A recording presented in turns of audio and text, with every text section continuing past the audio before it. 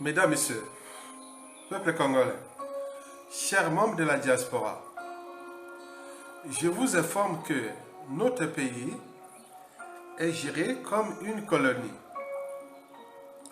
Une colonie est faite pour être exploitée. C'est la définition même d'une colonie. Par ailleurs,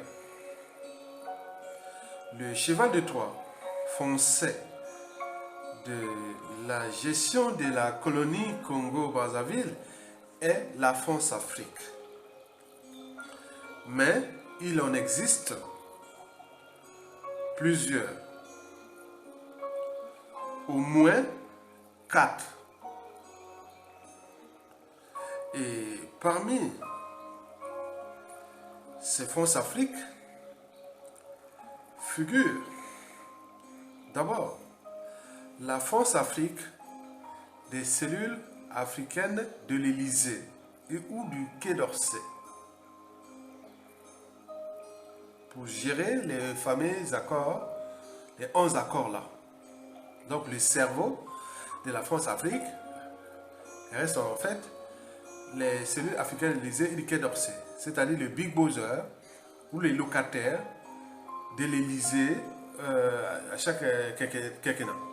Donc en ce moment, c'est Emmanuel Macron qui est le Big Brother de la France-Afrique. Donc il gère les cellules africaines de l'Élysée et du Quai d'Orsay.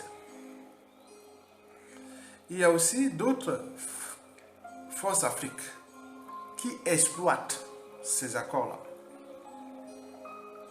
Parmi ces France-Afrique figure la France-Afrique des armées. Vous avez les bases militaires et autres. Dans le cas de notre pays, si cette France-Afrique était d'accord de l'élection de Jean-Marie Michel Mokoko, il serait au pouvoir. Mais je ne sais pas pour quelle raison la France-Afrique des armées avait refusé Mokoko. Et pourtant, il fut un Saint-Syrien. Donc vous imaginez que vous êtes formé en France, officier, et que lorsque les armées françaises ne vous choisissent pas, donc vous n'avez pas de marge de manœuvre de devenir président dans la zone France-Afrique. Le cas Jean-Marie Michel Mokoko, le général Jean-Marie Michel Mokoko était un cas d'école. Le résultat des courses, ils étaient venus conspirer contre lui. Ils l'ont menacé de mort, affamé et autres. Il a failli même perdre sa vie. Il coupait toujours en prison. Mais si et seulement si cette France-Afrique des armées avait dit oui, Mokoko, il serait déjà au pouvoir. Sa sous serait éjecté.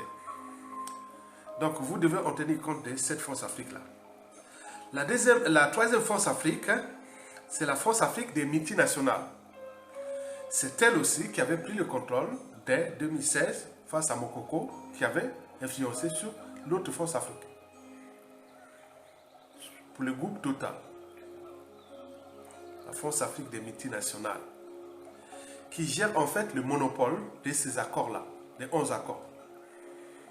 Il n'y a pas de concurrence. Tout est géré comme une colonie. C'est là, la France-Afrique, là, les multinationales françaises. La quatrième France-Afrique, c'est la France-Afrique des intérêts privés. Elle est aussi puissante dans notre pays. Peut-être c'est elle qui dirige notre pays aujourd'hui. La France-Afrique des intérêts privés, chez nous, c'est dirigé par qui?